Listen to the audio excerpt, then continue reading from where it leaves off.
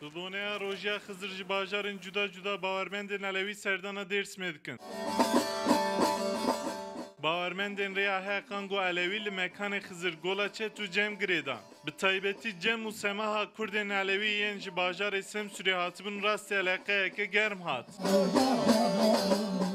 Bu روزی خزر هات نی که وراش تا دیسمه و چلشه ورا و موتنی ویداره سما کی yaşlı olarak tane vedare Musa Aleyhisselam'ın Harezgari uzanıngaha ders meji pişkiridan ve hevditine bavarmendin Alevi. yedirine delil Li binya ziyareta Golaçe tu cemin plemuriye u munzure digejin hevdu.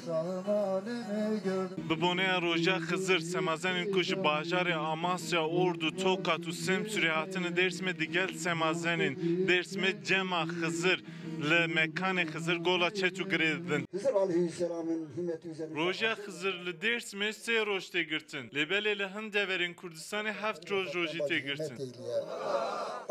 هلی ما سامسوره هفت رونه مثلا هلی bölge farklı bölge serona piyajona kamniyet dikini mesela emal vara dün daha sime hatta daha haştime Li gora bawermendên Rêya Hek wa tek Kurdên Alewî Xizirê ku ava jiyanê vexwariye wê heta roja qiyameti di hawara mirovan de biçe û wan ji tengasiyê rizgar bike.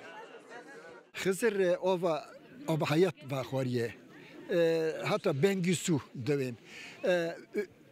Av ova ke vaxor ava nomre.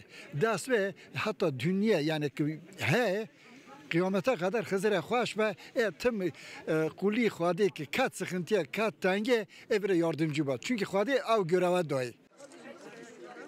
Semazenên ku ji bajarê Sem sürehatinin bi qasî cilûbergên wan zimanê wan jî pak û rêwan e. Gotin û qewlan ji bo Xizir bilêv dikin.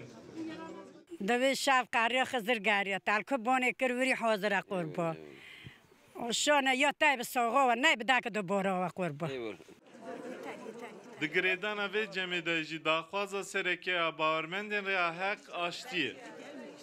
آدم خزر تو بارش که بکی آر کی وی آف که وی آری کی قربا بارش دخوازم خزر قربا بارش دخوازم Roja Xizir heftaya duyema meha sibatê be jî li Dêrsimê her çar hefteyan jî tê girtin. Da ku pîr û zanayên dînî bikaribin serdana devera her eşîrek Dêrsimê bike. Serkanînce Rûdaw Dêrsim.